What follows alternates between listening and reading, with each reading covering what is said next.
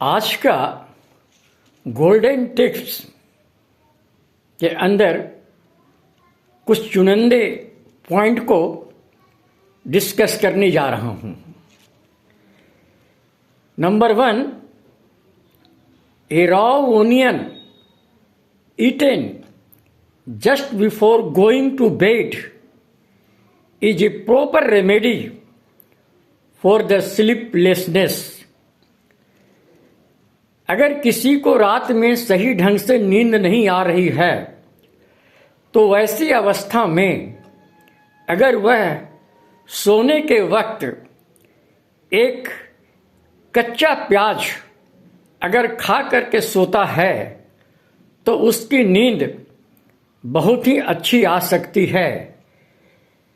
एक doctor Clark ने अपने मेटेरिया मेडिका में एलियम सीपा के अंदर लिखा है, जिसे आप पेज नंबर 20 में जा करके आप पढ़ सकते हैं। दूसरी चीज, in case of sudden hoarseness brought on by cold, a piece of borax the size of the pea dissolved in the mouth act as magically restoring the voice frequently within an hour। अगर किसी को खूब ठंड लगने के कारण उसकी आवाज बंद हो गई हो, आवाज भारीपन आ गया हो, तो वैसी स्थिति में अगर वो पेशेंट बोरेक्स का एक छोटा सा टुकड़ा, मटर के दाने के बराबर टुकड़ा ले करके अगर जीभ पर रख करके उसको डिजोल्व कर जाता है तो हॉर्सनेस जो है बहुत जल्द ही उसको खत्म हो जाएगी। इसे जानने के लिए आप एनके बनर्जी का मेटेरिया मेडिका बोरेक्स में जाकर के पढ़िएगा तो पेज नंबर 92 के अंदर आपको मिल जाएगा और इससे आपको लाभ भी मिल सकता है। तीसरी चीज, in goitre iodine is advise to give after the full moon when it is waning.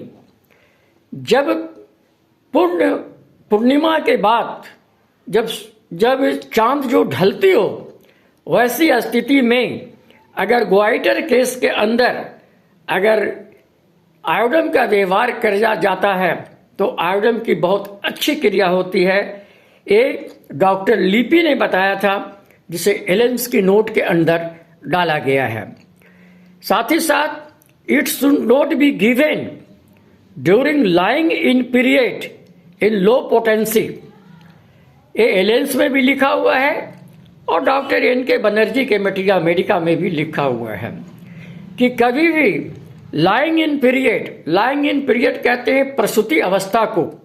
जब बच्चे को जन्म देती है तो जन्म देने के 20 दिन तक उस स्टेज को बोला जाता है लाइंग इन पीरियड।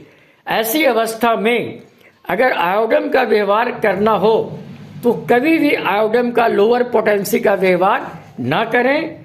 इसे जानने के लिए आप एलेंस की नोट भी देख सकते हैं और इनकी बनर्जी का मेटेरिया मेडिका आयोडम में पेज नंबर 172 के अंदर भी आप जाकर के इसे देख सकते हैं।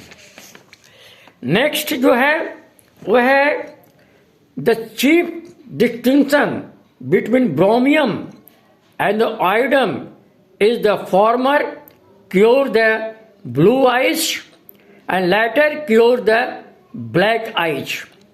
अगर आपने गोइटर को केस को देखा और गोइटर के केस में कंफ्यूजन हो रहे हैं कि पेशेंट को ब्रोमियम दिया जाए या आयोडम दिया जाए, ऐसी स्थिति में उसको आंख को देखें। अगर वो ब्लू आई पाया जाता हो तो आप उसको ब्रोमियम दें, और अगर ब्लैक आई पाया जाता हो तो उसको आप आयोडम दें।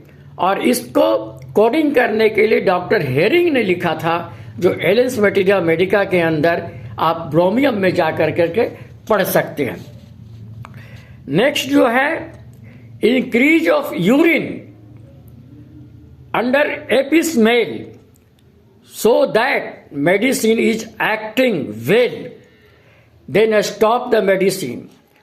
अगर किसी पेशेंट को आपने एपी स्मेल प्रिस्क्रिप्शन कर दिया और एपी स्मेल प्रिस्क्रिप्शन करने के बाद अगर उस पेशेंट का यूरिन इंक्रीज कर गया, यूरिन की मात्रा बढ़ गई हो, तो समझना चाहिए कि आपका एपी स्मेल काम करना शुरू कर दिया हो और ऐसी स्थिति में एपी स्मेल को देना बंद कर दीजिए।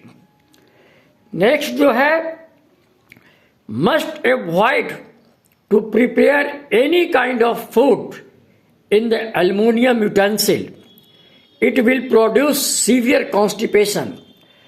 हम जो आज खाने बनाने के लिए जो बर्तन का व्यवहार करते हैं, ज़्यादातर बर्तन जो होता है एल्युमिनियम का बना होता है। ये एल्युमिनियम जो है हमारे खाने के बनाने के साथ साथ उसका कुछ न कुछ पार्टिकल हमारे शरीर के अंदर दिन प्रतिदिन जाते रहती है और यही कारण है कि आज लोग पेट की बीमारियों से और ख़ास करके कॉन्स्टिपेशन की बीमारियों से लोग ग्रसित हो रहे हैं। तो जब ही हम एल्युमिनियम के यूटेंसिल को, एल्युमिनियम के बर्तन में खाना बनाना बंद कर देंगे तो हमें कॉन्स्टिपेशन से बहुत ज़्यादा रिलीफ मिल सकता है। नेक्स्ट मेरा सुझाव है, never use sour thing in the copper utensil, it form the copper sulphate and become the harmless for the body.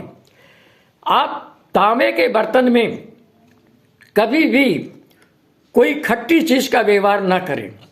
ये खट्टी चीज व्यवहार करने के बाद अगर उसको ग्रहण किया जाए, लिया जाए, खाया जाए, तो ऐसी स्थिति में वो जो कॉपर में रखा गया है, ये ठंडी खट्टी चीज कॉपर सल्फेट पैदा करता है और जब ये कॉपर सल्फेट पैदा करेगा तो ऐसी स्थिति में ये हमारे शरीर के लिए पॉइजनस हो जाएगा, ये हमारे स्टोमक के लिए बहुत ज़्यादा पॉइजनस हो जाएगा और हम सीवियर डायरिया एंड वोमिटिंग से सफ़र कर सकते हैं और हमारी जान तक जा सकती है। इसलिए कॉपर में कभी भी आप खट्टा चीज़ का व्यवहार ना करें।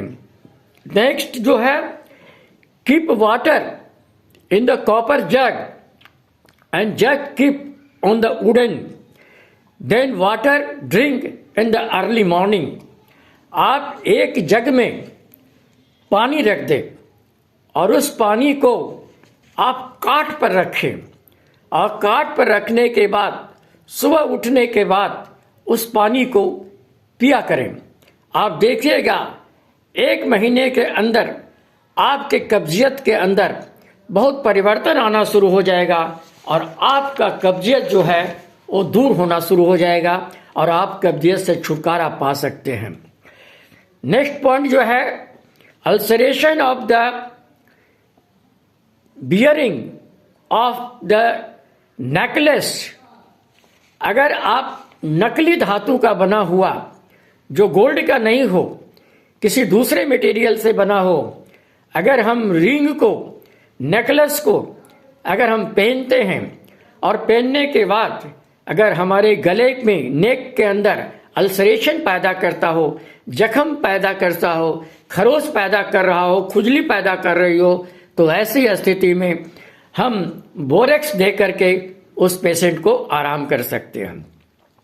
वह दूसरी स्थिति क्या है, अगर कोई पेशेंट कान के अंदर कोई ईयर रिंग पहन रहा हो और वो सोने का नहीं हो, सोने के अलावा दूसरी किसी धातु का बना हुआ हो, तो उस स्थिति में अगर कान के अंदर पस बन जाए, कान के जो छेद है उसके पास अगर पस बनना शुरू हो जाए, उसके अंदर अगर जख्म बनना शुरू हो जाए, तो ऐसी स्थिति में हम जो मेडिसिन का यूज़ करते हैं उस मेडिसिन का नाम है एस्टेनम मेटालिकम।